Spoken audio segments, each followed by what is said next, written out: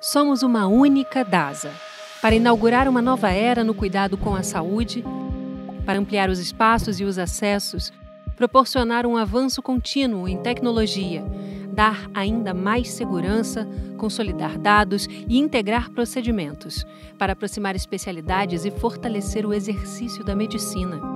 Sobretudo, para proporcionar a jornada de saúde completa em que acreditamos. Por tudo isso, hoje somos uma única DASA, uma rede que valoriza e fortalece mais do que nunca a comunidade médica e que busca estar à frente do nosso tempo, sem deixar nunca de estar frente a frente com as pessoas. DASA é para toda a vida. Boa noite a todos. Vamos começar aqui o nosso On Talk, aqui do DASA, para falar hoje sobre o nosso On Talk de cardiologia, tá?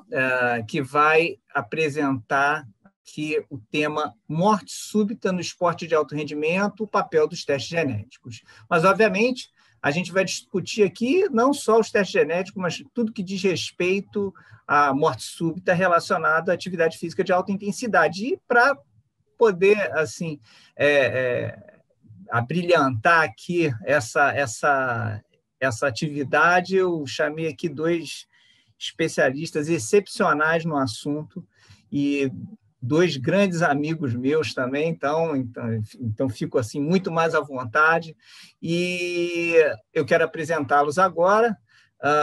Primeiramente, aqui que vai apresentar os casos e colocar a discussão para todo mundo, para assistência, enfim, eu tenho aqui o Dr. Fabrício Braga, que é mestre em cardiologia pelo UFRJ, coordenador da cardiologia da Casa de Saúde de São José, é diretor médico do Laboratório de Performance Humana da Casa de Saúde de São José e diretor médico da Federação de Triatlon do Rio de Janeiro. E acompanhando e debatendo todos os aspectos relacionados aos casos que o Fabrício vai trazer, eu tenho aqui o prazer também de receber o professor Ricardo Stein. Ricardo, ele é pós-doutor em cardiologia do exercício e do esporte pela Universidade de Stanford, é pós-doutor em genética cardiovascular pela Universidade de Corunha, na Espanha, e é professor hoje do Departamento de Clínica Médica da Universidade Federal do Rio Grande do Sul. Boa noite a vocês, boa noite a todos. Meu nome é Marcelo Embrainize Bittencourt, sou responsável pela vertical de cardiogenética da Gene1 DASA, e então quero passar para vocês também que lancem as suas perguntas. Isso aqui vai ser um bate-papo assim, bastante interativo entre nós três e a assistência, e a minha função principal vai ser também moderar as perguntas que virão da assistência, que eu peço a vocês que coloquem no Q&A, para que a gente possa abordar aqui e fazer as perguntas aqui para os nossos debatedores. Fabrício, acho que você podia aí, então, compartilhar aí a sua apresentação e dar início aos trabalhos. Lógico, vamos lá.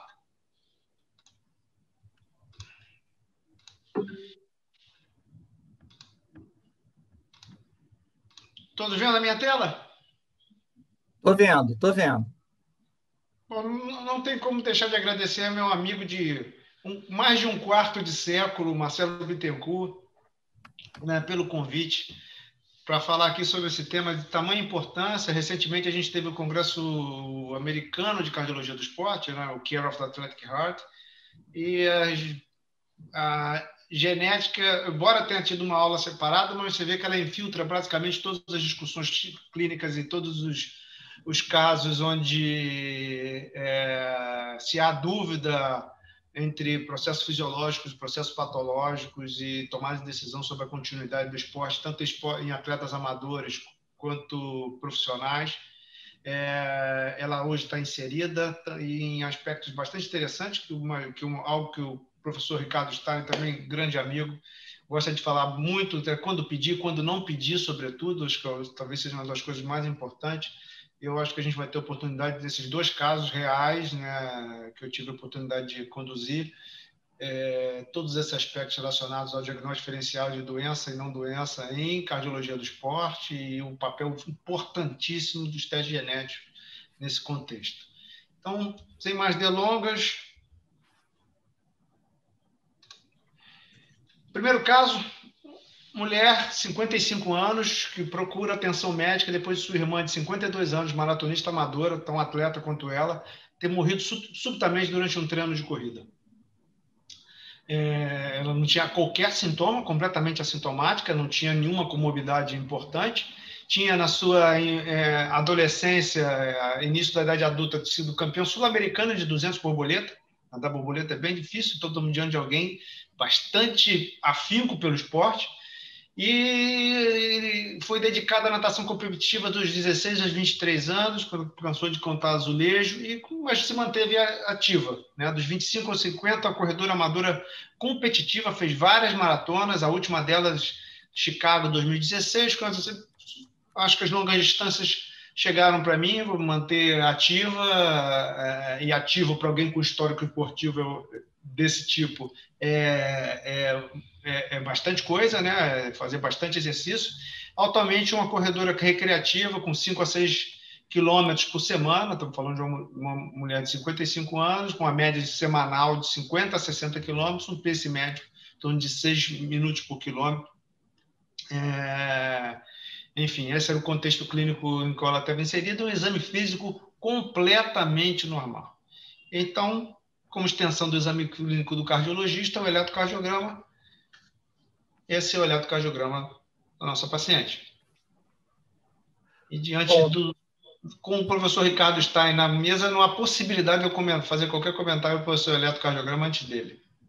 Vai lá, Ricardo. Eu leio nos artigos O que você acha desse eletrocardiograma, Ricardo? Aproveita e obrigado aí pela tua presença. Não, eu que queria agradecer a oportunidade, principalmente pela camaradagem que existe nesse cenário entre nós, né? Eu acho muito bacana poder participar de um evento como esse e me sentindo tão livre como num congresso que os amigos se encontram, mas agora de forma virtual. Então, agradecendo a possibilidade de estar aqui e falar de duas coisas que eu adoro, amo e procurei estudar ao longo dos anos. A primeira coisa que eu posso dizer para a nossa audiência, para vocês, para o Fabrício, que foi a pessoa quem conduziu esse caso, que é um eletro que eu boto o olho e já me acende uma luz, no mínimo, vermelha, né? Não é nem amarela, acende uma luz vermelha. Nós estamos diante de uma mulher de 55 anos, absolutamente assintomática, porém, eu já posso dizer que, do ponto de vista fenotípico, ela tem, na extensão do seu exame físico, que é o eletrocardiograma, eu concordo com o Fabrício plenamente, ela tem alterações muito marcadas. Nós vamos começar no início, né? Esse eletro, talvez a gente tenha estudantes aqui entre nós, esse eletro tem ritmo sinusal, presença de onda P antes de cada QRS, e a gente também já percebe que tem uma frequência baixa. Então, é uma bradicardia sinusal. Contando aqui, deve ter em torno de 50 batimentos por minuto, o que o valha. E isso é importante até, porque eu boto o olho no eletrocardiograma e ainda não vou falar da coisa mais importante que eu vejo aqui. Eu vou falar de algo que eu acho menos importante. Mas eu boto o olho nesse eletro e já digo, poxa vida, parece ter um QT prolongado, né? Mas, se eu uso a velha e boa fórmula de Bazet para uma frequência tão baixa como essa, em torno de 50, a fórmula não funciona bem. Ela não funciona nem bem para frequências baixas, como para frequências altas. E por que eu estou dizendo isso? Porque aqui a gente está num ambiente para aprender, né, Marcelo? Para aprender, todos nós juntos. Então, se eu fosse usar alguma fórmula para avaliar esse QT e corrigir esse QT, eu usaria a fórmula que os americanos estão usando, Fabrício, que é a fórmula de Hodges, né? Que é a fórmula que é mais fácil de se aplicar de todas elas. Alguém poderia dizer, mas eu gosto de Frederícia, eu gosto de Framingham, ok. O que eu não gosto, e não dá para aplicar nessa situação, é Basé, que é a mais usada. Bom, mas isso é só um adendo, porque agora a gente vai para o quente, gurizada, do eletrocardiograma, que é essa inversão burral de onda T, inversão assimétrica, em parede ínfero, septo, antero, lateral, né? Que vai de V2 a V6, D2 a VF e D3, e que, em hipótese alguma, alguém pode dizer, paramos por aqui, ela é assintomática, segue o baile. Até porque tem uma irmã que, com 52 anos, veio a falecer num treino em algum momento da sua carreira atlética amadora, a irmã, né? Então, assim, eu acho que qualquer cardiologista e qualquer médico do esporte que olhe esse eletrocardiograma diz, eu não preciso conhecer muito a literatura, eu não preciso conhecer muito o eletro do atleta para dizer que eu tenho que ir adiante. Eu iria adiante. Perfeito. E um olhão desse tamanho já. Então, aproveitando que eu já sei qual é a próxima pergunta que o Fabrício vai fazer, eu vou primeiro perguntar para você, antes, não deixando de realçar que realmente nesse eletrocardiograma, o que a gente tem de bastante alterado está muito concentrado na repolarização, né? Você concorda comigo? Você vai analisar ali os complexos QRS, basicamente todos normais, você não tem alargamento, você não vê uma amplitude aumentada, nada disso, você tem ali um padrão concentrado na repolarização de alteração. Então, eu quero saber de você, e aí depois eu passo para o Fabrício, que vai dar a opinião dele, dizer o que ele fez, mas, assim, o que você faria em seguida na orientação dessa paciente, partindo desse eletrocardiograma? Boa. Então, antes eu faria uma pergunta para o Fabrício. Por curiosidade, Fabrício, esse eletro foi feito de pé? Não, é um eletro deitado. Não, é porque eu estava olhando o D1 ali. Frequentemente, antes de um teste de exercício, a gente vê esse tipo de morfologia em D1. Só por isso que eu perguntei, né? Sobre mais mulheres também. Não, mas, ok. Bom, em qualquer esquina existe esse aparelho. Hoje em dia, os nossos colegas ecocardiografistas estão por toda parte. Os residentes de cardiologia em Porto Alegre, no Rio, em Salvador, em outros lugares, querem fazer eco. Então, eu pediria, em homenagem aos ecocardiografistas, um ecocardio imediatamente. Buscando cardiopatia estrutural. Você, Fabrício, vamos lá. Dá a sua opinião aí em relação a isso e diz aí que você... QTC medido 559, QTC corrigido pela fórmula de Basé 515. Mas não serve. A grande questão relacionada à fórmula de Basé é que ela pode hipercorrigir o QT. Foi isso que aconteceu. E aí o QT corrigido pela fórmula dos americanos dá maior ainda, 543. Então é um QT bem grande por qualquer fórmula que se corrija, né? E obviamente com essas alterações de repolarização. Lembrando que 25% dos hipertróficos tem que ter acima de 500. Só interromper, Marcelo, tem uma coisa que eu gosto de pontuar e que um dia eu ainda vou estudar o tal do sinal de Stein, que é essa deflexão positiva em AVR aqui da onda T, que deveria estar bem negativa, né? E que com alguma frequência eu vejo isso em indivíduos com miocardiopatia hipertrófica, seja apical ou septal assimétrica, né? Então, esse é um trabalho que eu gostaria de fazer. E uma vez eu perguntei para o Vic Fröhlicher, né, que foi meu orientador de pós-doutorado em 2009, e ele me disse, nunca prestei atenção nisso, talvez um dia estude, né? Porque a gente ficou conversando, imagem espelho, enfim, mas nunca se chegou a uma conclusão. E eu sei que os italianos já deram, o Domenico Corrado já deu uma estudadinha nisso por cima. Mas era só isso que eu queria dizer. Aqui, na minha cabeça, nesse momento, doença estrutural, miocardiopatia hipertrófica. Perfeito, perfeito. Eu concordo com vocês, mas vamos lá, Fabrício. E lembrar, eu queria que você falasse exatamente o que você fez, mas antes que você já pontuasse o que você tinha começado a falar, que é da associação do QT longo com hipertrófica, que é uma coisa que a gente já tem bastante conhecida. Vamos lá, dá a sequência. Um quarto dos pacientes com hipertrófica tem QT acima de 500, né? Então, assim, o fato de ter um QT de 515, vamos supor que, na melhor das hipóteses, o QT delas, nesse eletrocardiograma aí, seja 515, bem acima dos 470, que é o limite superior da normalidade para mulheres, né? 480 para mulheres, 470 para homens. O fato, isso não afastaria a doença cardiomiopatia hipertrófica e as alterações de repolarização são bem subjetivas. Ainda está invertida na parede em V5 ou V6, não precisa nem ser nas duas.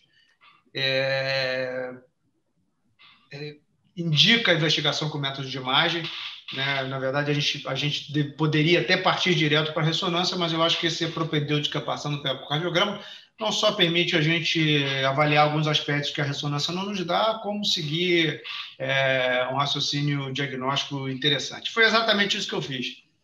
Pedi um ecocardiograma e esse foi o achado. Diâmetro cavitário e espessura de parede normais, volume dexado ácido de 26, diastólico final de 55, sistólico veia preservado sem alteração segmentar, 60 de fração de ejeção por 5, com strain de menos 19, completamente normal, função diastólica normal, a avaliação da onda S anatricústico normal, veia cabo inferior normal preservado, mas normal impossível. Olha aqui o septo dela, 8 milímetros na parede posterior. Perfeito. Longe da zona cinzenta, bem longe da zona cinzenta. Vamos lá. E aí? Segue. Não, vamos seguir. Tá. Bom, posso seguir? Pode. Pode comentar. Precisa de outra mensagem depois desse ano? Não, só para responder rapidamente ao doutor Serafim Borges, ele disse que não foi comentada a rotação horária em D1, foi comentada sim, doutor Serafim, foi comentada sim, ele botou ali no Q&A, e nós comentamos aqui, né? Mas o eco não mostra nada, o ventrículo direito não é tão bem visto pela eco, mas aqui o meu pensamento, ele segue patológico, e bastante patológico, porque um percentual não desprezível de miocardiopatias hipertróficas, ou seja, de uma doença estrutural, no mais das vezes autossômica dominante, geneticamente herdada de um pai ou de uma mãe, tem eco normal. E em presença de alteração da repolarização marcada como essa, a gente viaja alguns anos atrás e vai para um estudo publicado no Circulation por um jovem médico, pequenininho que nem eu, de altura, chamado Schnell. E o Schnell e seus colaboradores mostraram que eco normal com um eletro como esse, com alterações marcadas da repolarização, é sinônimo de ressonância. Portanto, pegando essa evidência da literatura, que eu acho respeitável, eu iria para a ressonância como próximo passo. Nesse momento, acho imperativo nós passarmos do método de imagem que tem em cada esquina para o método de imagem que agora tem em cada hospital. Perfeito, Ricardo. Até porque existem aquelas áreas silenciosas ao eco, né, para hipertrofia, tipo ápice, parede lateral. E aí, Fabrício? Então, o que foi feito? Ressonância. Vai lá. Seguindo exatamente o raciocínio de vocês. Foi exatamente o que fizemos, ressonância cardíaca. Enfim, resumindo, completamente normal. 9 milímetros de espessura parietal, na melhor das hipóteses, espessura septal. Todos os aspectos da ressonância, 0 de realce tardio, uma ressonância como eu gostaria que a minha estivesse. Pois é. Bom, então, e agora? Então. Bom, ainda teve um outro método diagnóstico, esse eu vou mostrar na próxima, mas só para ilustrar, vou passar rápido por ele. Acho que vale a pena mostrar antes do Ricardo comentar. Então, pela faixa etária, a gente também fez uma tomografia de coronária na paciente, que foi completamente normal. 0 de score de cálcio, 0 de qualquer placa detectável, enfim, até porque o diagnóstico de necrópsia, aquelas necrópsias que o Ricardo tanto critica, né, que impedem a autópsia molecular, que dão um diagnóstico de infarto pela história clínica, deu o diagnóstico da irmã como morte por doença coronariana, mas você vê o laudo sem nenhum critério importante, não teve dissecção de coronária, não teve abertura de vaso para ver trombo, etc, etc. Então, assim, é muito mais pela epidemiologia que é feito o diagnóstico da necrópsia do que propriamente pela análise anatomopatológica. Ricardo, Vocês não ficarem vendo a situação rodando. beleza. Diante disso, que assim são três métodos complementares que focam basicamente na questão estrutural, né? Uma estrutura miocárdica, outra anatomia coronariana, né? Você faria alguma outra coisa funcional, digamos assim, para tentar, digamos, pesquisar algo que pudesse induzir a quem está vendo o paciente de que essa paciente pudesse ser uma paciente de alto risco? Ou você já partiria basicamente para o treinamento mesmo de exercício de alto rendimento? O que você faria nessa situação? Olha, pessoal, eu acho que o exame que o Fabrício mostrou, ele é muito importante, né, a angiotomo de coronária, no sentido de nós sabermos que indivíduos com mais de 35 anos que morrem se exercitando, morrem de cardiopatia isquêmica, né? Doença arterial coronária é a principal causa de morte. E essa irmã tinha 52 anos. Eu não entendi muito bem, Fabrício, se foi feita uma necrópsia na irmã e o diagnóstico da irmã foi cardiopatia isquêmica, é isso? O diagnóstico foi infarto na necrópsia, mas assim, sem grandes... Não se achou placa? Não, nem se abriu a coronária. Nem se abriu a coronária. Ok, mas ela tem uma irmã de 55 anos, que é a nossa paciente, né? E talvez mais adiante eu vá chamar de probanda, né, Marcelo? Ou de caso índice, não sei, vamos ver. Vamos ver. Estamos aqui para discutir isso, se vale a pena ou não, mas eu acho que não se pode... Tudo bem, ela tem realce tardio normal, não tem evidência de fibrose, necrose, absolutamente nada, mas eu acho que não é desprezível, eu que critico tanto a realização de angiotomos pelo contraste e pela radiação em algumas situações, nesse caso eu não acho desprezível o que vocês fizeram com ela em vendo as coronárias. Nesse momento eu tenho duas opções. Uma opção é parar por aqui e dizer, opa, a probabilidade de morte da irmã dela foi cardiopatia isquêmica. Um percentual gigantesco desses pacientes que morrem nessa idade não morrem de uma doença genética fazendo exercício. Mais comum, abaixo dos 35 anos. Estamos falando de probabilidade pós-acontecimento. Mas, ao mesmo tempo, nos assusta a morte súbita da irmã, né? E nós temos um eletro que, pela fórmula de Rhodes, tem um QT prolongado em repouso, com aquelas alterações da repolarização que hoje já me deixaram menos preocupados. Então, eu migrei daquilo que me chamou menos atenção num primeiro momento, né? Eu migrei do que me chamou mais atenção no primeiro momento para o que me chamou menos atenção no primeiro momento, que é esse QT. E eu sei também que existem, e eu fazia isso bastante na Espanha, aqui eu confesso que faço muito pouco, né, na minha prática clínica de ergo e espirometrista, de usar o teste funcional, um teste de exercício, para ver o QT na recuperação, né, o QT no quarto minuto da recuperação. E eu, como um cara que tem um viés atlético e de quem faz o exame, talvez nesse momento alguém poderia me perguntar, mas para quê? Né? Eu já estou justificando. Talvez para ver como é que se comporta o QT na recuperação dessa pessoa, faria um teste funcional. E se eu tivesse disponibilidade, faria um teste ergoespirométrico na esteira. Na esteira. Bom, isso aí que você acabou de comentar, Ricardo, foi o que a Diva Bastos aqui também pontuou aqui no Q&A, né?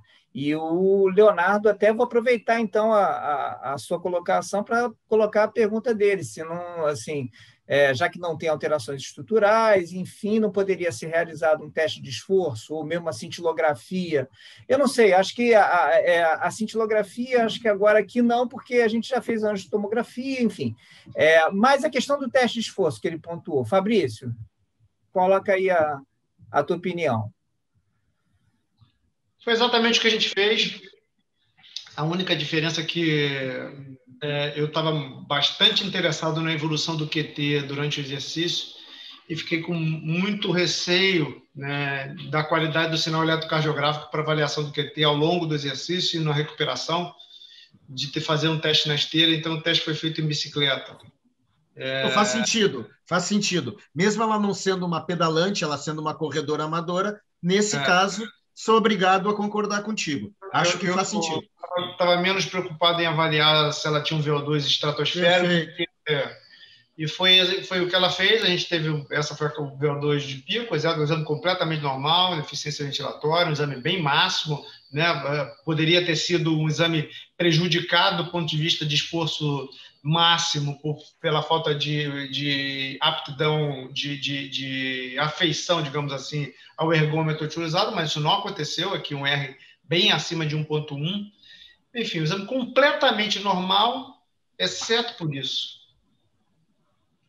Arritmia ventricular frequente, que a gente chama de arritmia ventricular frequente, arritmia com uma frequência maior do que 7 complexos por minuto. Esse é o trabalho lá de 2003 da New England, com a progressão de carga, ou seja, não diminui com a progressão de carga, períodos de BG mínimo com padrão de via de saída do ventrículo direito e extracístoles ventriculares frequentes com padrão de BRD superior, com QRS maior do que 130 milissegundos. Vou mostrar todas para vocês, ou seja, sugerindo uma origem na parede inferior, ali na base do músculo papilar. É o melhor que a gente pode atribuir isso, próximo ao pico do exercício. Então, estamos diante disso aqui. Isto aqui aconteceu com frequência no começo do exercício, uma extrasístole com padrão de bloqueio de ramo esquerdo e eixo para cima, desculpe, eixo para baixo, eixo positivo na parede inferior, ou seja, classicamente uma extrasístole de via de saída do ventrículo direito, sobretudo com a transição em V4. Isso aqui é um dado muito importante, né? O Stein pode falar mais sobre isso. Transição, primeiro complexo positivo em V4.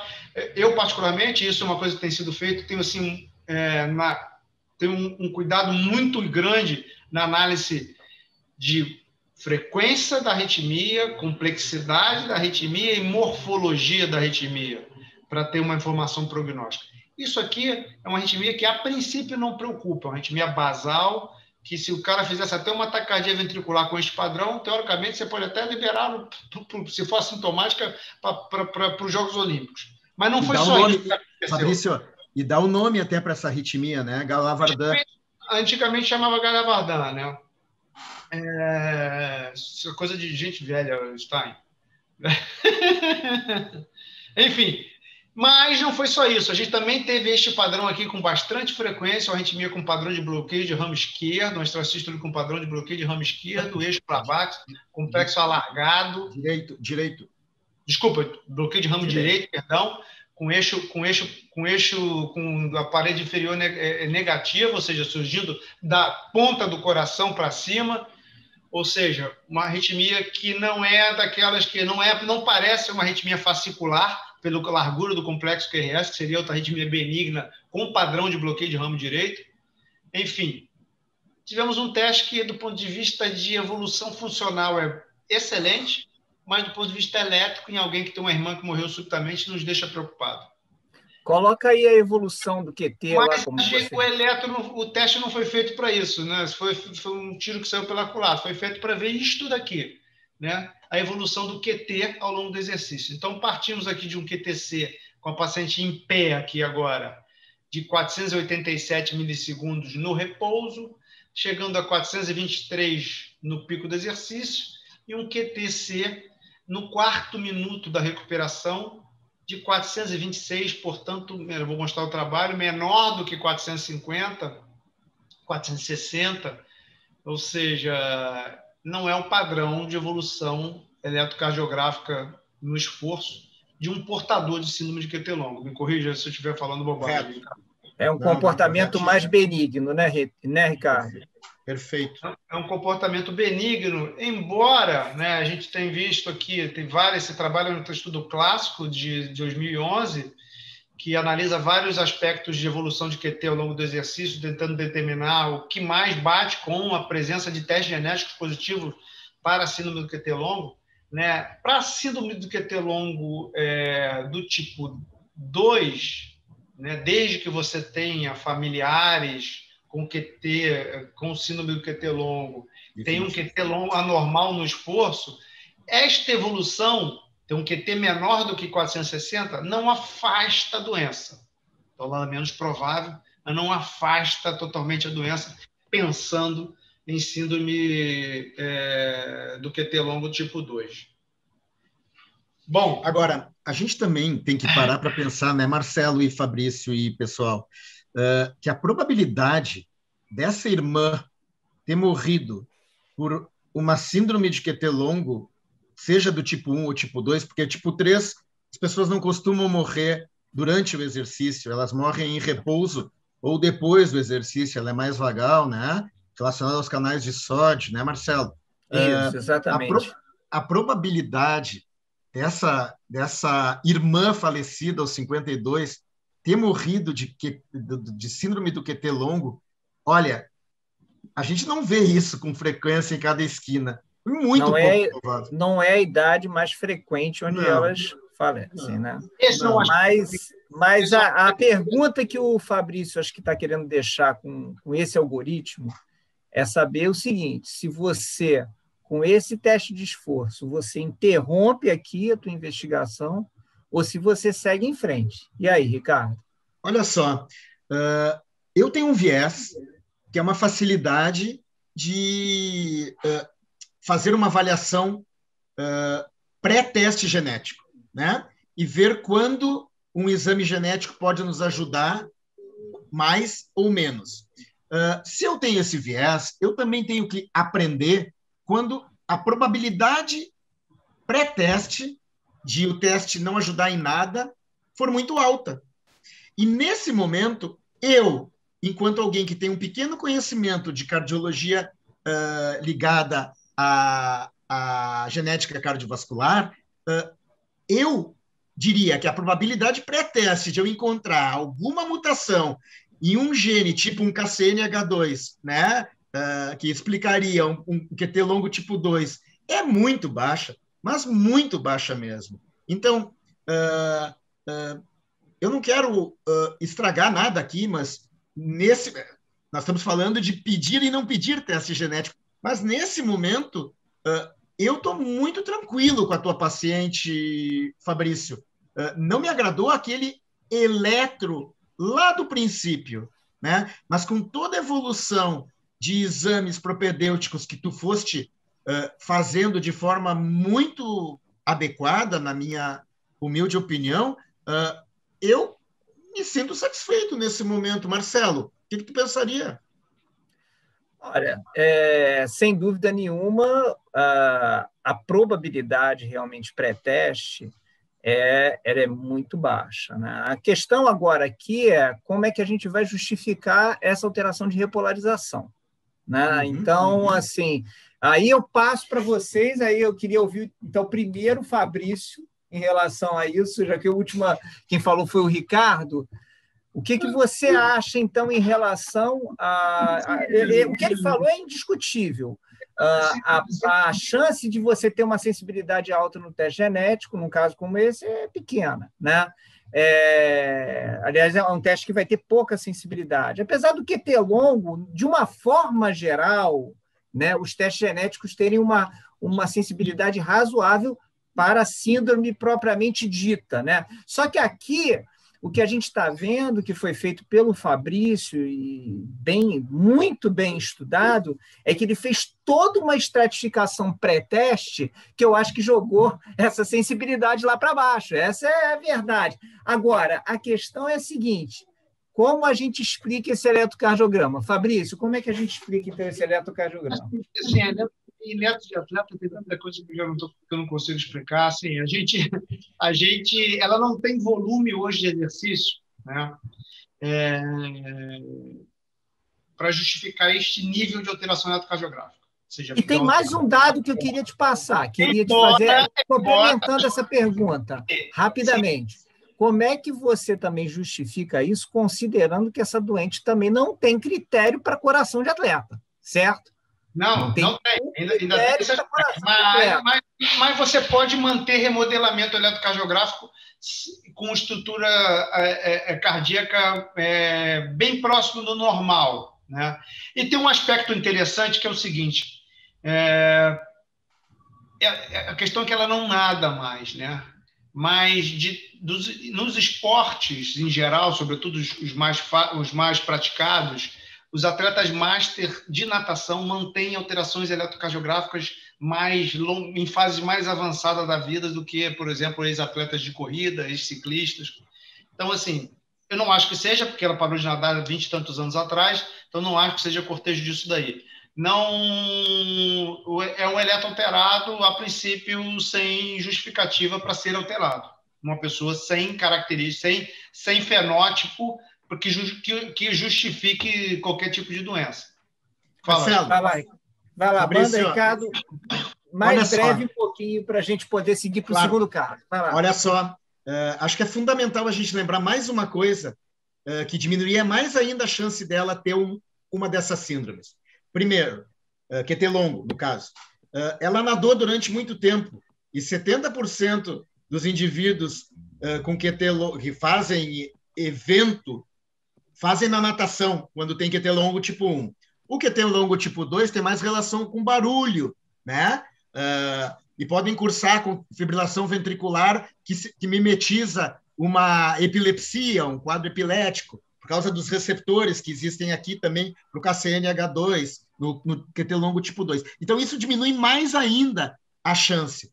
Alguém poderia perguntar, o doutor Roberto Pedro, na Argentina, lá poderia levantar a mão, falando em nome do Di Maria agora, e nos dizer, Fabrício, tu destreinou essa atleta para ver se modifica o eletrocardiograma dela? Justificaria fazer o destreinamento dela nesse momento, simplesmente para tentar ver se o eletro normaliza.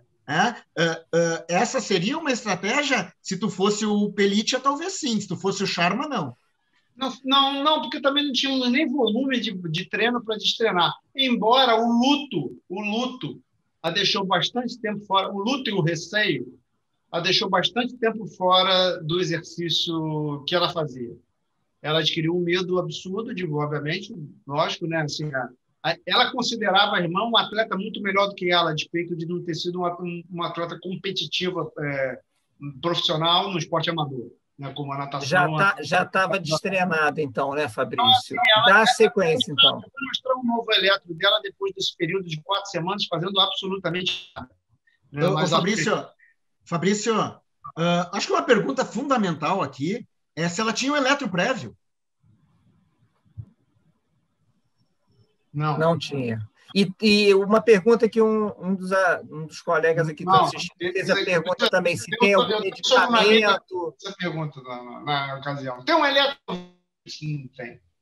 E algum outro medicamento, suplemento de origem desconhecida? Não, em absoluto. Nem ela, nem isso foi uma coisa que eu vacilei bastante. Nada, toma nada, contra remédio, supernatural. A irmã também não tomava absolutamente nada.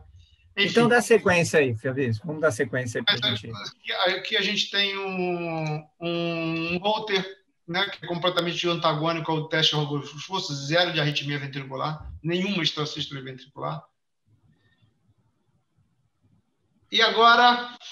Eu acho que essa pergunta o Ricardo já, de uma certa forma, respondeu. Eu, assim, dificilmente... Aí tem uma questão que eu queria comentar rapidamente, porque aí tem... eu acho que... não sei se você, Ricardo ou o Fabrício concordam com isso, mas existem algumas visões, mesmo dentro da cardiologia, que estão muito relacionadas à questão da própria subespecialidade, né? Porque uma coisa é esse doente estar sendo visto por um médico que trabalha com cardiologia do esporte, né? Eventualmente. Outra coisa é ele estar sendo visto por um médico que, enfim, não tem todas as avaliações e conhecimento relacionado à questão dessa estratificação de QT na questão do esforço, e se depara com uma paciente que está querendo, eventualmente, fazer atividade física e nunca fez, e está indo a ele primeiro para saber se pode ser liberada ou não para fazer atividade física, e ele está ali com um QT longo, dentro do seu consultório para poder avaliar. Então, acho que dentro desse contexto, eu não vejo como sendo errado você solicitar um teste genético. Mas, sem dúvida nenhuma, como o Ricardo pontuou, se ele conseguir reunir todas essas informações assim de uma forma criteriosa, obviamente que a chance dele lidar com o teste genético vai ser muito alta, né? O grande problema do teste, Marcelo, é se aparece uma variante de significado incerto que daqui a pouco nos bota um rótulo. Claro, ela tem 55 anos, é um pouco diferente de ter 18, né? Mas a vida já selecionou ela contra essas doenças, a não ser que tenha uma expressão tardia de uma doença dessas, que a gente está diminuindo ao máximo a chance dela estar aqui. Por outro lado, se eu não estou tão preocupado com as VUS, as variantes de significado incerto, talvez, se ela está enlutada e muito preocupada, e eu faço um bom aconselhamento pré-teste, e o teste tem ele é negativo, o valor preditivo negativo pode dar para ela muito mais confiança para ela seguir a sua vida, mesmo com um eletrocardiograma como esse, que nós já vimos em atletas de alta performance que estão jogando hoje no nosso país, na Argentina, no Uruguai, que eu sei, né? Que não são muito diferentes desses. E nenhuma doença foi manifesta nessas pessoas. E estão jogando, no caso, são futebolistas, futebol de alta performance. Então, essa é a minha ideia, né, Marcelo? Não, mas o sim não é de todo desprezível, levando em consideração essas questões. Perfeito. Fabrício? Bom, na ocasião eu fiz um levantamento sobre QT e idade, porque me incomodava realmente, puxa vida, aos 52 anos de idade, morte súbita por síndrome do QT longo. Então, esses foram 2 artigos bastante interessantes que eu recomendo. O primeiro é esse, mostrando que a mediana de idade de morte súbita por síndrome do QT longo é de 32 anos, mediana, né? Todavia, o QT aumenta com a idade. A prevalência de QTC acima dos pontos patológicos, aqui está 450 para homens, 470 para mulheres, na verdade 470 para homens e 480 para mulheres, aumenta com a idade. Isso não significa síndrome de QT longo, mas que eletros que esperam dúvida. E esse artigo aqui é muito interessante. Síndrome do QT longo depois dos 40. Vale bastante a pena ler, e a gente vê que mesmo aos 55 anos de idade, ou seja, 15 anos depois dos 40, a gente ainda tem uma prevalência de morte súbita aumentada em pessoas com QTC acima de 470. Mas que o teste genético negativo joga essa prevalência para muito, muito, muito, muito baixo. O valor preditivo negativo alto. Exatamente. E aquela questão, né? A penetrância nas cardiopatias hereditárias, eventualmente, ela vem mais tardiamente também, né, Ricardo? Então, enfim, mas eu acho que essa visão crítica que o Ricardo trouxe a respeito do teste genético nessa situação especificamente, eu acho que ela é fundamental até para o aconselhamento pré-teste genético, né, Ricardo? Isso aí. Mas eu poderia dizer que, na verdade, foi a minha revisão de literatura que fez com que a menor possibilidade de pedir. Ela não exercício na vida, né? Se não tivesse teste genético, uma família, muitos médicos, né? E sem um teste genético negativo, né? E ficaram muito impressionados com o achado eletrocardiográfico. Uma da irmã de um check-up foi encontrar um armário para o filho que tinha um QT longo. Tá travando aí, Fabrício.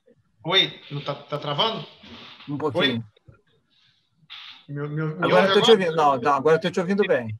Enfim, então, assim, não há possibilidade de não pedir esse exame às custas do estresse emocional que se causou na família, uma família com muitos médicos, ela certamente não faria exercício nunca mais sem um teste genético negativo, nunca mais é forma de dizer, mas assim, e aí, por conta disso, foi solicitado o painel genético para investigação de síndrome de Quetelon, uma vez que o fenótipo para investigação de hipertrófica já havia sido afastado com os testes de imagem. E aí, por favor, comentem vocês.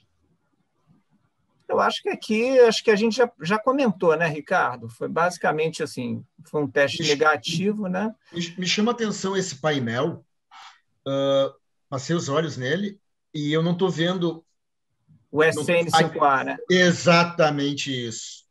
Mas eu acho que acabou que na hora de copiar talvez não tenha saído todos os genes, né, o Fabrício? Porque Quetelon é básico. Eu tenho a impressão de que tem tudo aí, mas pode ser que não tenha todos. Porque aqui nesse painel se está vendo uma outra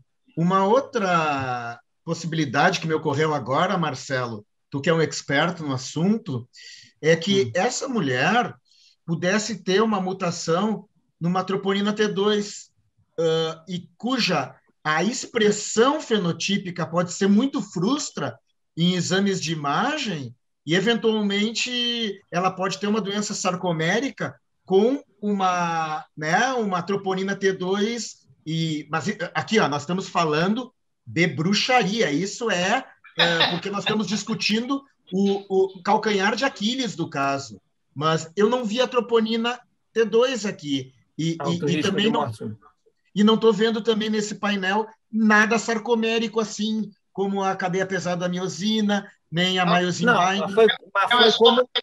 Só para Quetelon. Mas foi como o Ricardo falou, o Fabrício falou, ele pediu focando no fenótipo. Perfeito. Focando no fenótipo. Né?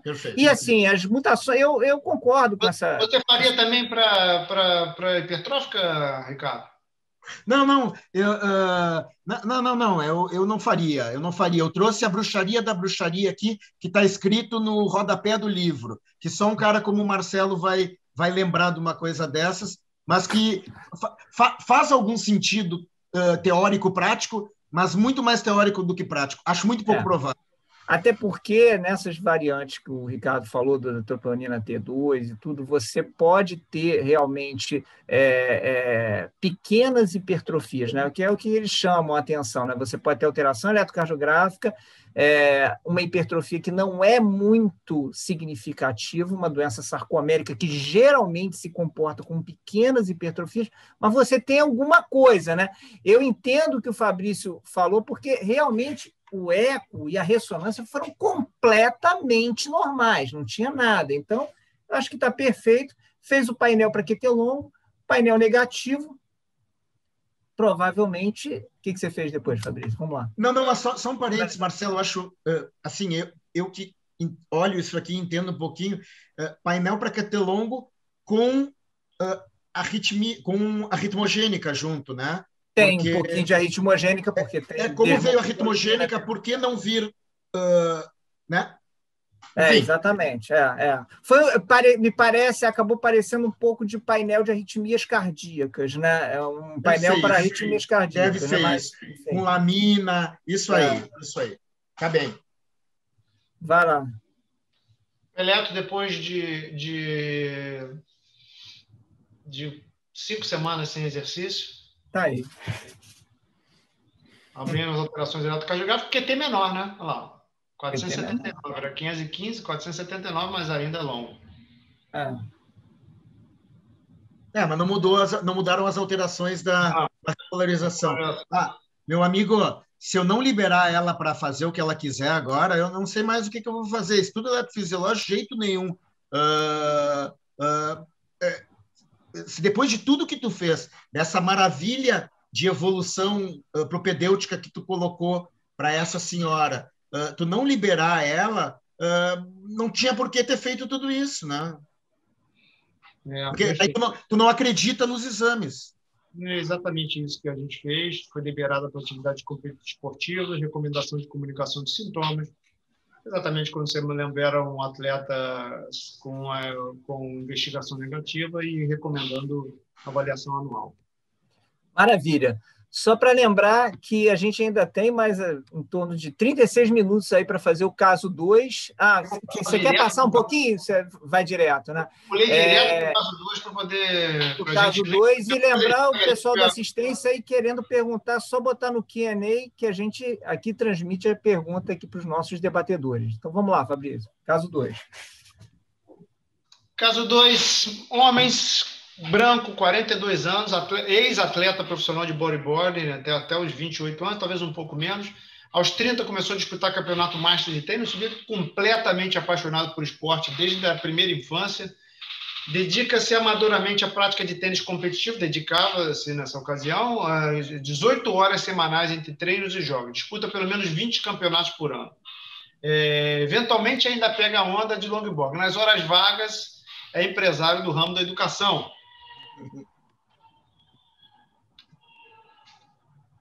Espera aí, deixa eu passar aqui que não está passando, não sei por quê.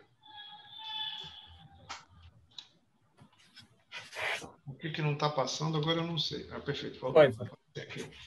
Setembro de 2015, após um treino intenso, né, de tênis, ao levantar-se para ir embora, já estava ali conversando com os amigos, aquela resenha pós-treino, não sei o que, ele levantou para ir embora, pumba, síncope.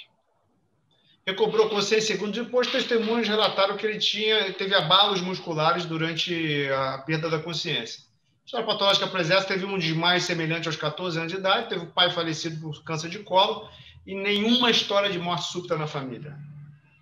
Exame físico completamente normal, também, frequência cardíaca 62. Fabrício, foi testada hipotensão postural nele no exame físico? Negativo. Já a pressão deitado já era 10/6. E não teve sintoma, não teve aumento de frequência cardíaca, nada disso. Eletrocardiograma. Bom, mais um. Síncope altamente maligna, Ricardo. O que você acha desse eletrocardiograma? É horrível. Eu olho para isso aqui e eu digo, deve ser Yamaguchi, né? Lembra um Yamaguchizinho assim, né? Ali em V5, V4, tá com uma cara de miocardiopatia hipertrófica apical, mas deve ter pegadinha aí, porque o Fabrício não ia nos dar um Yamaguchi de bandeja assim. Deve ter uma pegadinha. Hein, Marcelo? Mais uma vez, tem o sinal de Stein aqui. Olha onda T positiva em AVR de novo. Certeza aí, ó. Tá faltando só você documentar, né? Aspecto interessante que não tinha no outro eletro, né, Ricardo? Que é o infra de ST, né? O outro eletro estava o ST na linha de base. Esse aqui tem infra de ST em repouso com 3 milímetros, pelo menos, ali em V4, né? Tu tem toda a razão. Perfeito. Bastante sugestivo, realmente, de uma sobrecarga ventricular. Vamos lá. E aí? O que você faria, Ricardo? Cosa fare.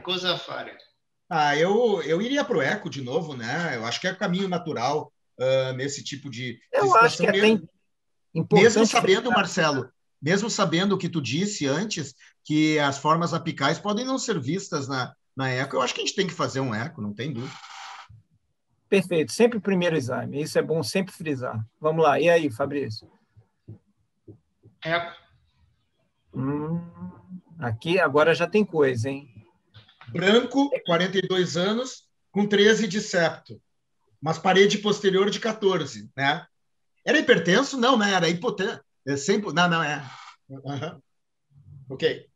Quer destacar as coisas aqui, Fabrício, do exame? Diferente do outro caso, onde a gente tinha 8 de septo, temos aqui um exame com algum grau de hipertrofia ventricular acima do ponto de corte, onde a gente fica bem tranquilo, 11 milímetros de septo, onde praticamente hipertrófica, né, na sua forma fenotípica está afastada, mas ainda abaixo dos 15 milímetros, onde a gente define, estamos diante de uma cardiomiopatia hipertrófica, ou seja, um eco na zona cinzenta, mas com um eletrocardiograma bastante sugestivo de hipertrófica, o que deixa a gente com assim, uma probabilidade pós-teste muito, muito alta de cardiomiopatia hipertrófica.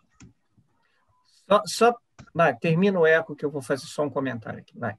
Strain, menos 16. Strain reduzido, mas não muito, né? Com uma cara que treina desse jeito, a gente vê nesses. Na verdade, para você ter uma ideia, o strain varia muito de aparelho para aparelho. O percentil 5 de atletas olímpicos, tem um estudo bem legal disso, é menos 15. Então a gente pode ver em atletas altamente treinados, strains tão baixos com esse daí, em corações completamente normais. Né? Mas a gente vê aqui, né, não é um strain todo reduzido, né? A gente vê uma área aqui na parede anterior, entre a parede anterior e septo, com uma redução maior do strain, menos 9 ali. Então tem uma redução segmentada do strain. Hoje a gente tem valorizado um pouco isso daí. Mas, assim, essa deformaçãozinha aqui, eu não sou um especialista nisso, ela poderia explicar alguma coisa que a gente possa pensar já em uma área sarcomérica alterada, por exemplo? Pensar numa área de miocárdio alterado, não sarcomérica, miocárdica alterada. Sim. Pode. Eu acho não queria espantar que ele nessa região ali tivesse fibrose, mas, enfim, vamos na Marcelo. É o conjunto de coisas, né? A gente tem uma hipertrofia, tá? Acho que o Fabrício chamou bem a atenção. Eu queria que o Fabrício agora comentasse a questão da hipertrofia na área cinzenta, entendeu? Porque o que a gente tem ali é 13, 14 milímetros. Não tem movimento anterior sistólico, tá? Que seria uma coisa que poderia pesar para a hipertrófica, por exemplo, né? E tem um strain que é um pouco reduzido, mas não é extremamente reduzido, né? Então, quer dizer, a gente poderia dizer que também seria um strain ali dentro da área cinzenta. Então, vou querer ouvir do Fabrício e também do Ricardo se eles estão confortáveis com simplesmente um diagnóstico de hipertrofia ventricular, ou para chamar atenção e chamar isso de hipertrófico, ou se isso poderia ser justificado por um coração do atleta. Essa é a minha pergunta. Mas antes disso, os exames apresentados até então, embora surgiram, tem um aspecto que é muito coisa, que é o infradiastema no eletrocardiograma. Mas, ainda assim, podemos estar diante de um remodelamento fisiológico bizarro. E, Fabrício, só para falar aqui uma pergunta aqui da assistência, esse paciente ele chegou aí para emergência, foi afastado? Não, assim, foi embora, sim, levantou. Não teve nada, né? Levantou e falou, tudo bem. E até o colega perguntou sobre... Dirigido, o médico na semana seguinte, foi o que aconteceu. Assim, eu confesso, assim, embora tenha tido abalos musculares, na hora ali, sem olhar, quando o cara conta a história, parece uma síndrome cardiogênica. Treino no sol, desidratado, levantou e caiu. Estava sentado quando caiu. Ou simplesmente hipotensiva, né? Por diferença de... O cérebro que é ávido por oxigênio, naquele momento, por uma questão gravitacional, está represado o sangue nas pernas, não chegou na cabeça na hora que tinha que chegar, e o cara deu uma leve desmaiada, caiu, levantou. Agora, que ele tem um eletro que não me deixa, de novo, como no primeiro caso, nem um pouco confortável, ele podia ter o strain normal que tivesse, e tem essa hipertrofia concêntrica que tenha. Eu quero ir adiante na investigação, e o próximo passo, para mim, é o mesmo da outra moça, da senhora. É uma ressonância, não sei, Fabrício. Eu sei, perfeito, não, em hipótese alguma, um atleta com um AT invertido em V5 e V6 pode deixar de ter uma ressonância cardíaca, né? Sobretudo alguém que vai sair do teu consultório para competir, que era o caso, e assim foi feito, a gente fez a ressonância, né? Aqui pela cine a gente já vê que há um grau de hipertrofia ventricular, e aqui, né, marcado na ressonância 15 milímetros de septo. Marcelinho, então, você que mantendo a área Então, mantendo a área cinzenta ali, né? Ainda, né? A hipertrofia ali que... Exatamente. esses limites entre 13 e 15 milímetros no paciente que faz atividade física de alto rendimento, né, de alta intensidade, é sempre uma pegadinha, né? Sempre complicado, né? Eu estou vendo aqui várias manifestações aqui da assistência comentando sobre isso. Acho que vale a gente comentar também. O Marconi falando da cavidade ventricular pequena. Isso aí é uma coisa que já chama mais atenção para a hipertrófica, né? Depois vocês podem comentar isso, né? Da forma como remodela o coração do atleta. A Sandra aqui comentando que o strain não é característico de nenhuma doença miocárdica específica, então é aquele negócio, só chama a atenção que tem alguma coisa nesse miocárdio, mas não direciona para nenhum dessas hipóteses diagnósticas. O próprio Serafim falou que não tem disfunção diastólica, mas a massa indexada é maior do que 110, enfim. Tem alguns colegas aqui já sugerindo detreinamento. Eu quero ver o que o Ricardo acha a partir daí. Só antes disso, Ricardo, Fabrício, você tem o restante do laudo da ressonância a respeito de realce? Vai lá, até para o Ricardo poder embasar melhor. Minha vista é gravata para essa apresentação, de jeito nenhum. Peraí, ó. Tá aí. Realce normal. E aí, Ricardo, comenta agora aí para a gente. O que você acha? Bom, eu acho que ele é branco e ele tem uma relação septo-parede lateral ali muito próxima, né? Diga se por ele que tivesse você um está septo... esses comentários raciais aí. Não. Ele não é negro. Ele não é negro porque os negros, quando tem um septo até 14, eventualmente até 15, o coração do atleta pode ser a explicação para isso. Mas aqui nós temos uma hipertrofia concêntrica, o indivíduo branco, tenista, né, que faz um esporte que é um esporte que não é plenamente aeróbico, é um esporte aeróbico e de explosão. Então, me chama a atenção essa situação. E aí, o Marcelo, eu também fico pensando que os italianos talvez pudessem dar de relho nos ingleses e que talvez nesse cara o destreinamento pudesse nos dar alguma informação, né? Agora, a gente também sabe que eles não gostam de destreinar, ele é um tarado por exercício, né? Pelo que tu acabou de nos dizer, eu só não sei qual é o tamanho do medo dele e quanto de destreinamento ele faria se nós solicitássemos.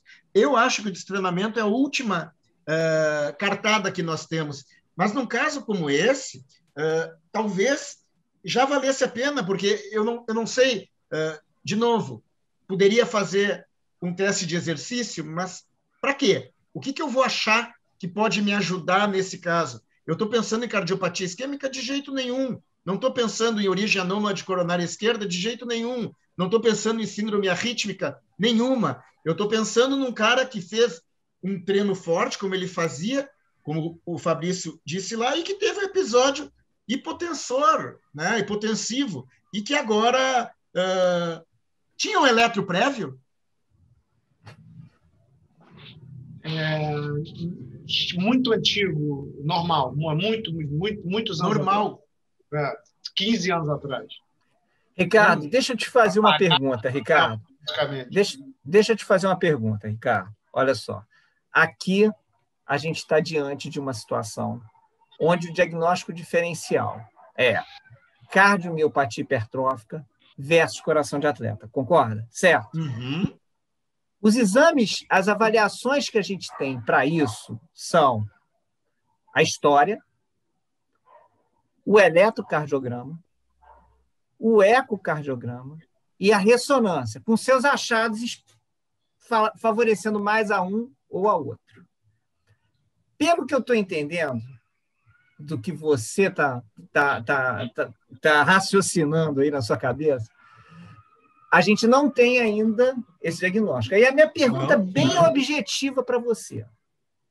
Você hoje acha que numa situação como essa, o detreinamento vem antes do teste genético ou o teste genético vem antes do detreinamento? Vamos lá. Hoje eu tenho condição de pedir um teste genético e ter o resultado em 2 semanas, ok? O destreinamento vai levar entre 1 e 3 meses, no mais das vezes, né? Tem gente que advoga menos, tem gente que advoga mais, ok. Os testes genéticos se tornaram cada vez mais acessíveis. Qual é o mal que o teste genético nos traria? Vamos lá, miocardiopatia hipertrófica, que é o que eu estou supondo que o paciente poderia ter, versus coração de atleta, que é o que tu estás supondo que o paciente poderia ter. Se eu tenho um genótipo positivo com esse fenótipo, bom, tem cara de urubu, é preto e gosta de carniça, deve ser urubu, né? Não deve ser beija-flor. Se eu tenho um daqueles 50% de casos, ou 40% de casos, que o fenótipo é absolutamente chamativo, mas o genótipo é negativo, porque eu também posso ter isso, né? Um genótipo negativo com um fenótipo positivo e o indivíduo ter doença. Mas talvez o Marcelo, que é um super especialista em miocardiopatias, talvez concorde comigo, uma doença menos grave, de acordo com os algoritmos, em relação àqueles que são genótipo positivo. Claro, que levando em consideração outras coisas também. Mas aqui, eu não acho desprezível nós pedirmos um teste genético com um painel para miocardiopatias. Acho que é absolutamente aceitável. Fabrício, deixa eu te fazer uma pergunta aqui, baseada aqui nas colocações dos nossos assistentes aqui. Você acha que primeiro, se a ergospirometria pode fornecer dados interessantes de prognóstico, considerando-se a possibilidade de ser hipertrófica, ainda que eu entenda que a gente ainda não tem diagnóstico, né? A gente tem uma hipertrofia ventricular esquerda. Mas uma outra pergunta muito interessante, você acha que nessa modalidade de esporte, que é o que ele faz, o paciente não poderia fazer coração de atleta de hipótese alguma? É muito raro. Sabe por quê? Porque esses caras treinam sempre dentro da quadra, né? Então, assim, porque assim, já está mais do que provado que o treinamento fora da quadra, por exemplo, eu vou correr para melhorar o meu condicionamento aeróbico, porque eu preciso melhorar meu condicionamento aeróbico em sendo um tenista. Isso arrebenta com os 5 fundamentos do tênis. Quais são os fundamentos do tênis? Saque, forehand, backhand, smash e voleio. Então, assim, o cara ganha capacidade aeróbica, mas ele perde todos os jogos. Porque o bom tenista, quem corre é o adversário, né? Então, assim, é um esporte, assim, os trabalhos que avaliaram com analisadores de gases portáteis, atletas de altíssima performance, muito maior do que essa, em competição, jogando tênis, VO2 de uma competição ali, pode ser do quinto set do Grande Slam, pode até ser mais, 23, 22, não que seja a capacidade aeróbica dessas pessoas, mas eles não precisam mais do que isso para ganhar um campeonato. Então, não é um esporte no qual você espere grandes remodelamentos desse tipo. Não é. Já tive a oportunidade de avaliar esses esportes acíclicos, eles se comportam de forma diferente daqueles ciclistas que ficam 6 horas numa bicicleta pedalando por 25 anos, né? É completamente diferente. E até jogadores de futebol, que também é um esporte acíclico, né? É diferente. Hoje, muito mais corrida, é diferente. Assim, é um esporte de tiros de... Então, os caras tentam ganhar condicionamento orientando da quadra, fazendo deslocamento lateral, subindo na rede para volear, correndo atrás de lobby, coisas desse tipo. Então, assim, salvo o engano, eu não me lembro de grandes remodelamentos em tenistas, mesmo os mais competitivos. Gurizada, tem uma informação importante que o teste cardiopulmonar pode ajudar. Tudo bem, é um trabalho de 21 anos atrás, de novo do Sanjay, né, do Sharma, que diz que em situações para diferenciar a zona cinza da miocardiopatia hipertrófica do coração de atleta, um pulso de oxigênio acima de 120% seria um marcador de benignidade. Daqui a pouco dá para lançar a mão também desse exame, que a gente vai ter uma ideia de inotropismo desse indivíduo. Agora, eu fiquei preocupado com uma coisa que tu me disse, Fabrício, que ele tinha o eletro normal. Eu queria saber quando esse eletro era normal, se há pouco tempo, ou quando ele era jovenzinho. Isso é uma coisa que me... Um eletro de mais de 20 anos, o último que ele tinha, de mais de 20 anos atrás, assim... É porque...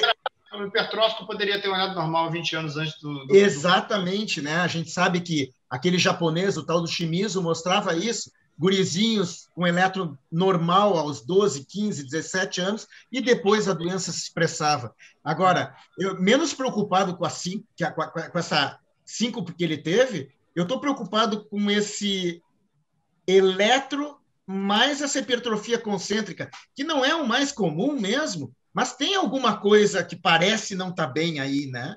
Eu queria chamar a atenção, Marcelo, para dar a sequência aqui, nesse parâmetro aqui, que é uma coisa que eu, na minha prática, avalio muito, que é o índice de remodelamento, que é a relação entre a maior espessura do VA e o volume cavitário, né, de 0,2, com limite inferior da normalidade de 0,2. Esse índice se chama índice de remodelamento, né? É a relação entre a maior espessura de parede, o diâmetro diastólico final medido pela ressonância, e a gente teve a oportunidade de estudar um trabalho em conjunto com o IACAC, e na nossa amostra, tem um estudo em inglês tem uma acurácia um pouco menor do que essa, mas na nossa amostra, um valor acima de 100 teve 100% de sensibilidade e especificidade do diagnóstico hipertrófico, um valor acima de 0,18. Lembrando que nessa ressonância aqui ele tem 0,20. Então, maior ou igual a 0,18, 100% de acurácia para o diagnóstico de cardiomiopatia hipertrófica, o que manteve a gente atrás, com a pulga atrás da orelha. Pois é, né? É um casinho assim que faz a gente ficar preocupado. E isso aqui, ó, angitomografia de coronárias normais, né? 42 anos, a gente acabou pedindo, o pai morreu muito cedo de outra doença, não teve tempo de doença coronariana. Uma outra coisa que pode ser importante também no teste de exercício, né?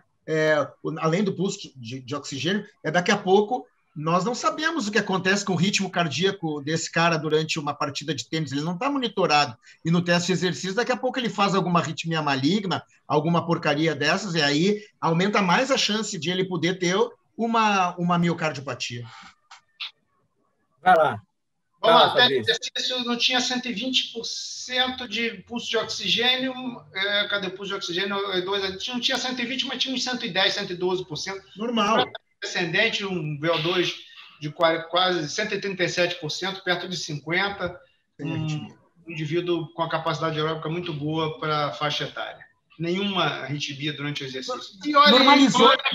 Normalizou o ST dele com esforço? Pô, você está me roubando as coisas agora. Olha isso aqui, esse é o eletro de repouso. Esse é o eletro com 1 minuto de recuperação. E esse é o eletro com 7 minutos de recuperação. Agora me diga por que você me perguntou isso. Não, porque existe um trabalho que eu conheço em criança, eu discuto isso muito, né, em alguns congressos, essa história da pseudonormalização do ST com esforço, e eu não conheço nenhum trabalho em adultos que mostre que a pseudonormalização seja um achado que melhore prognóstico. Eu conheço em criança isso, e eu conheço também um trabalho do grupo da Argentina, do Dr. Pedro, que ele mostrou uma vez no congresso, que a pseudonormalização significou pior prognóstico. Talvez, mas assim, eu não conheço nenhum trabalho, a minha ignorância não chegou... não sei. Tem um trabalho de 2000 mostrando que a pseudonormalização praticamente faz o diagnóstico de coração de atleta, pelo menos nessa população aqui. E a pseudonormalização que volta ao normal no 7º minuto de recuperação. Foi exatamente esse artigo aqui. Assim, quando eu li esse artigo na época, eu falei... Até porque eu criei um vínculo de amizade com... Isso é uma mania ruim que eu tenho. Sendo um apaixonado por esporte, com o paciente está torcendo para ele ter coração de atleta. Estou torcendo ainda, né? E aí, temos isso daí. Então, voltamos aqui ao diagnóstico de coração de atleta, então. Que estava, digamos assim, perdendo força aqui, volta... Diminuir a probabilidade, mas a gente agora tem assim, um dado que bota peso no prato da balança coração de atleta, diminui um peso das alterações de repolarização e tudo mais.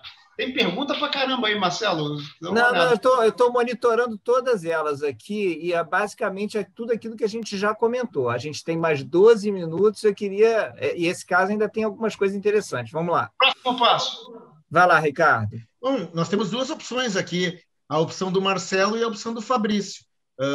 Dá para escolher qualquer uma. O Fabrício... Que você escolheria? Eu? Eu escolheria as duas. Foi exatamente o que eu fiz. Afastei provisoriamente da atividade aeróbica com o intuito de destreino, programada reavaliação em 3 meses e solicitado teste genético. Vai lá. O que teve aí? Permaneceu assintomático do ponto de vista cardiovascular no período de 3 meses de destreino, todo esse período, começou a fazer terapia, ficou em depressão, aumentou 8 quilos. O LDL foi em dezembro, quando ele treinava 78 com a pressão 14/6, foi para 114 e a pressão subiu. Comparece com a investigação. Esse aqui depois de 12 semanas de destreino. Eu vou botar os dois logo de uma vez para vocês poderem comparar. Pré-destreino, pós-destreino. E aí? Para mim, continua a mesma. O que você acha, Ricardo? Para mim, continua não mudou coisa, praticamente. Não, melhoraram as alterações da repolarização, né? Inclusive, em AVR está menos marcada a onda T. Estou brincando. Mas melhoraram um pouco melhorou o padrão, embora continue bastante alterado. Não houve uma normalização como ocorreu no teste de exercício. Eu gostaria de entender esses fenômenos díspares, né? Pois é, tá bem. Não... Mesma coisa. Não, mudou, melhorou. Normalizou. Deu uma melhorada, né? Foi mesmo observador? Mesmíssima pessoa, seu amigo. Nossa, Entendi. Melhorou o estranho. Melhorou o estranho. Um do lado do outro aqui agora, olha lá. Melhorou. Que beleza. Melhorou. Ressonância. Cine. Essa melhorou menos. O septo continua igual. De 15 para 14. O índice de remodelamento que era 0,20 para 0,19. Acima de 0,15 ainda. Difícil. Não nos ajudou assim. E o cara quer voltar. Lógico. E o teste genético, hein? Ele não tinha colhido ainda. Tá. Sacaneou. Pois a gente está diante de uma... Vou ter que mandar para você para onde? Vocês estão falando de 5 anos atrás, tá? Não, lógico. Olha, meus amigos, se nós formos seguir pela ressonância, a gente vai manter ele destrenado e vai fazer um novo exame mais adiante, ou vai pedir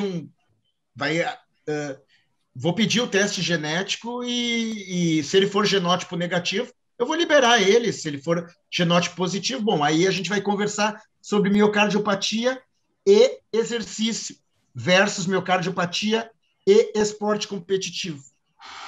Perfeito. Acho que é isso que tem que ficar bem claro. Não competitivo, assim, voltinha na lagoa, exercício leve, bater bola no fundo com o professor. O máximo que ele ia fazer era isso. Ele conseguiu? Ele conseguiu fazer isso? Conseguiu, porque a família estava em cima. O cara Mas a família é muito imbuída de que ele é um sujeito que precisava fazer esporte. Tá? Porque é muito importante a gente comentar, né, gente, que esses caras não param dessa maneira. Esse cara aqui ele está num percentil pequeno de indivíduos que fazem o que a gente pede de verdade. Quer dizer, tu tinha uma excelente relação com ele, hein? Bom, mas em todo momento ele falou o seguinte: eu não sei em que isso vai acabar, mas eu não vou parar de fazer esporte. Ele falava o tempo todo isso. Então, vamos lá, vamos dar a sequência. Uma ressonância em 2 meses, e aí, olha lá. 1,5 primeira, 1,4, 1,1. Índice de remodelamento. Bem favorável, né? Eu posso falar uma coisa aqui para vocês? Eu cancelo o teste genético e libero ele. Mas aí ele já tinha colhido. Então, aí, traz o resultado. Considerado que o destreno mostrou reversão parcial do remodelamento cardíaco, que não é esperado do cardiomiopatia hipertrófica. Diagnóstico coração de atleta com relação ao esporte, liberado, retorno à prática esportiva. Isso foi numa sexta-feira. No sábado, ele foi, assim, ele estava muito tempo fora do esporte de nascença dele, digamos assim, que é o surf, e ele foi para Saquarema, onde o avô dele tinha uma casa. Eu trouxe isso aqui para ilustrar quão importante é o esporte na vida dessa pessoa. Eu vou botar aqui, espero que vocês escutem o áudio. Esse é um áudio da voz dele, totalmente autorizado.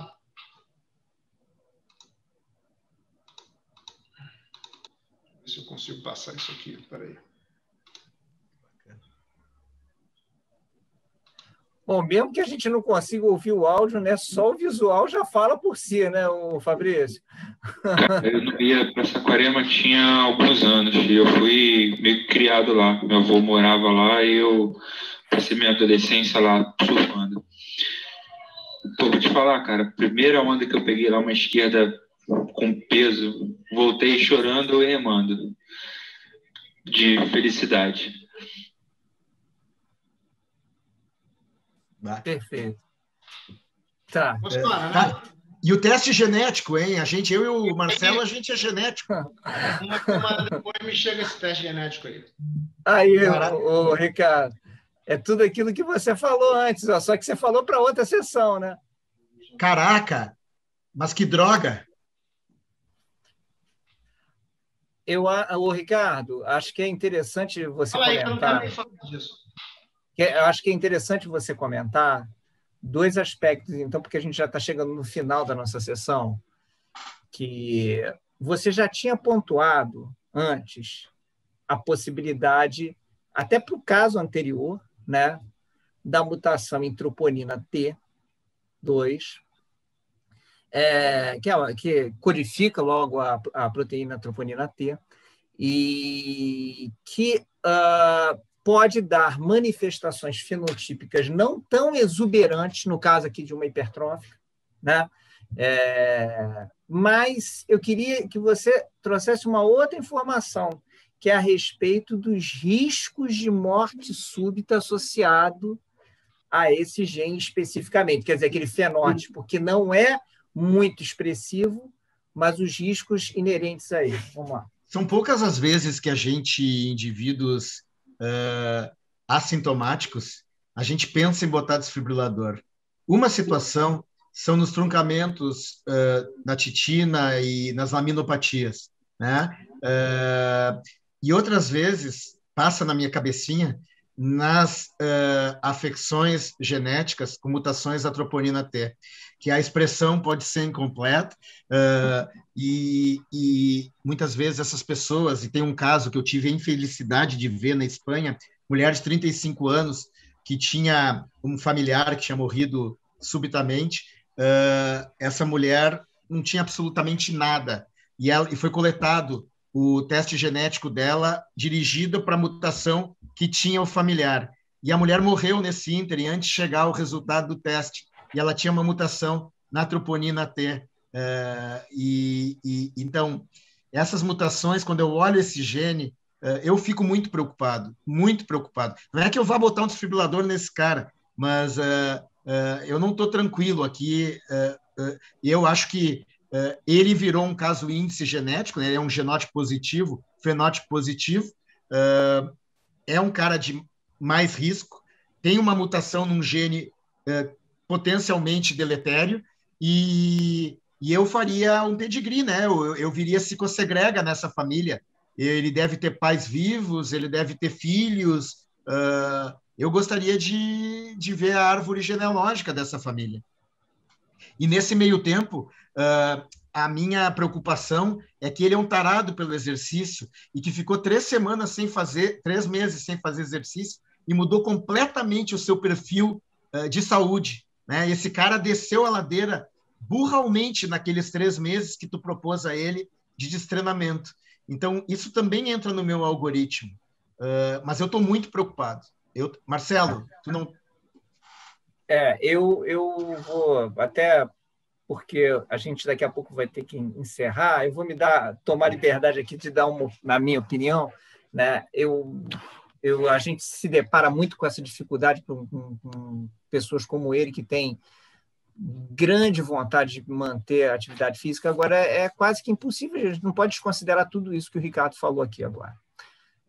Eu acho que eu continuaria, por mais que isso fosse muito complicado para ele, né? Ele vai ter a vontade de sempre fazer mais, pelo menos os próximos 6 meses, talvez eu recomendasse que ele fizesse a atividade física mais supervisionada, entendeu? E aí, a partir daí, a gente estudasse melhor como é o comportamento dele no esforço, enfim.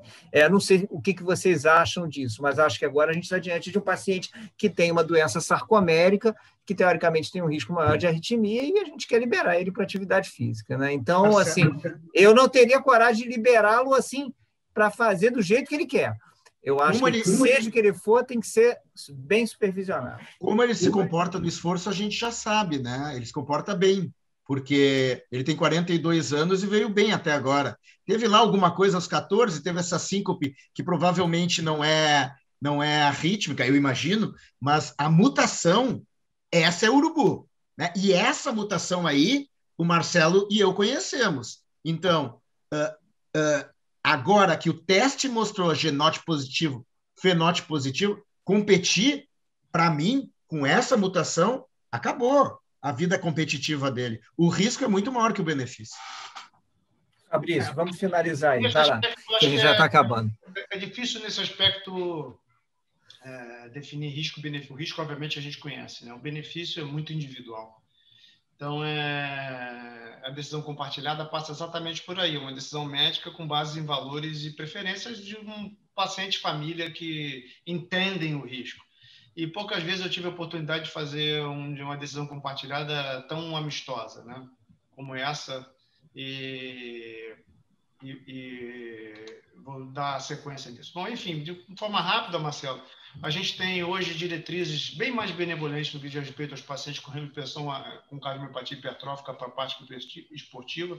Isso, obviamente, a tendência, minha opinião, é de que isso fique mais benevolente ainda com o tempo, né? Sobretudo por conta de estudos que têm sido publicados recentemente. Infelizmente, ainda não incorporam o tipo de gene na tomada de decisão. Isso é mais risco, isso é menos risco, pelo conhecimento que vocês acabaram de colocar na mesa, né? Então, a gente tem alguns, né, tanto a europeia quanto a americana, colocando características, né, que se chamaria de paciente hipertrófica de baixo risco, né, que é um indivíduo sem obstrução de via de saída, sem arritmia ventricular em testes provocativos, sem fibrose miocárdica, sem história familiar de morte súbita, sobretudo. Esse é um dado muito importante. E o único dado que a gente tem, obviamente, aí desfavorável é esse que vocês colocam, de um gene que, eventualmente, pode evoluir de forma mais ruim, de forma mais avançada da vida. Então, aqui só para... Esse é um artigo que eu recomendo a todos, de empoderamento do atleta, de tomar decisão, como discutir isso, como conduzir a decisão compartilhada, né? Esse ano, né? Esse ano que acabou agora, ou que não acabou, de 2020, a gente tem esse estudo do Pelice, um grande publicador nessa área, que mostra que parar o esporte não salvou, não diminuiu a incidência de eventos, né? Esse estudo um pouquinho mais antigo, 2018, com 366 atletas, mas com a população basicamente uma coorte de síndrome de QT longo, né? Tem muito poucos pacientes com hipertrófica, mostrando justamente o contrário, né? As pessoas que pararam tiveram mais eventos. Dados aí que a gente já está careca de conhecer, que o atleta com hipertrófica morre dormindo, não fazendo exercício. A prática de exercício leva ele, aumenta a chance dele morrer dormindo. Enfim, não temos essa pergunta respondida, mas e aguardamos ansiosamente por esse grande estudo aí da doutora Rachel Lampert, que já está com mais de 1.800 pacientes incluídos, que deve ter resultados aí nos próximos meses, o próximo ano, que certamente vai botar mais luz aí nessa questão de como é que a gente deve conduzir pessoas com hipertrófica que desejam fazer atividade física vigorosa. E a gente, Fabrício, acho que a gente tem que respeitar muito esses 3 nomes aí, né? Tanto a Rachel Lampert quanto a Charlene Day, e a Charlene Day, junto com o Ewan Ashley e outros caras de Stanford, começaram a desenvolver esses estudos com miocardiopatia hipertrófica e exercício, e o Mike Ackerman, lá da Mayo Clinic, que talvez seja a pessoa que melhor faz a interface no mundo entre as síndromes arrítmicas e o exercício. O cara é brilhante, ele tem uma experiência inacreditável, ele realmente flutua muito bem nessa interface. Só que nós temos que lembrar, de novo, o que tu pontuou, né? Laranja é laranja, maçã é maçã. Aqui nós estamos falando, talvez, de uma maçã com um bichinho dentro, né? Com um problema. Então, nem todo mundo entra no estudo da Rachel, do Micah e da Charlene Day. Provavelmente, esse rapaz não entraria. Eu não sei se ela está fazendo algum tipo de segregação genética. Isso eu não tenho essa informação. Eu não sei também. Certamente o do QT longo tem, né? Porque e eles certamente estão fazendo nesse live miocardiopatia hipertrófica, eles estão coletando a amostra genética assim para ver quem é genótipo positivo e quem não é. Com certeza. Fabrício, vamos lá. Bom, então assim, a decisão compartilhada foi ele optou, ele e a família, né? Então, assim, eu lembro da frase do filho: pelo amor de Deus, não deixe meu pai sem fazer esporte, não. Aconteça o que acontecer, a gente quer que ele continue, porque a gente não aguenta mais ele dentro de casa. Não implante SANDI, avaliação semestral, decisão compartilhada, paciente e família, entender o risco e a necessidade da avaliação esporadiótica.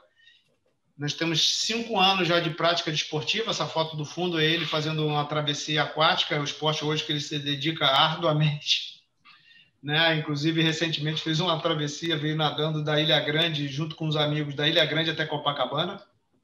São 130 quilômetros de natação. Isso, obviamente, não é uma coisa que eu estimule nem para ele, nem para qualquer outra pessoa, mas, enfim, é uma pessoa que se achou nesse esporte.